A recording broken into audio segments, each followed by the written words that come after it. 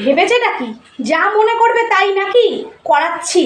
সারা দিন ধরে কাজ করেই যাই ওই যে ঘুমচক্ষু খুললাম সারাদিন ধরে কাজ, তারপরেও যদি বলেছো চলো না একটুখানি ঘুরতে নিয়ে যাও কিংবা আমাকে একটু এটা কিনে দেবে, তার বেলা ঠান ঠান গোপাল, তার বেলা ওনার আর পয়সা নেই। এরকম ভাবে চলা যায় নাকি?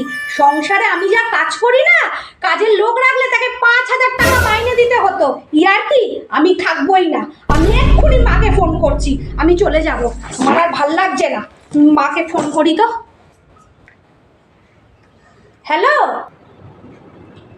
হ্যালো মা, আমি তোমার কাছে চলে যাচ্ছি, আর চিরদিনের মতন আমি তোমার কাছেই থাকবো, বুঝতে পেরেছো? কেন, কি হলো কি? শোনো শোনো, আমার পক্ষে না তোমার জামাইয়ের সাথে থাকা আর সম্ভব হচ্ছে না। আমি ওকে আমার ডিসিশন জানিয়ে দিয়েছি, আমি যাচ্ছি। অশান্তি হয়েছে তোর সাথে জামাইয়ের, তা তুই মিটমাট করে নে। তা এখানে এসে আমার অশান্তি বাড়ানোর কি আছে বলতো বাপু? মানে মানে কিছুই না, তোর এখানে আসার দরকার নেই, ঠিক আছে? তুমি কথা বলতে পারলে মা আমাকে? আমারও তো বয়স হয়েছে বলতো, তোর ধকল আমি আর নিতে পারি?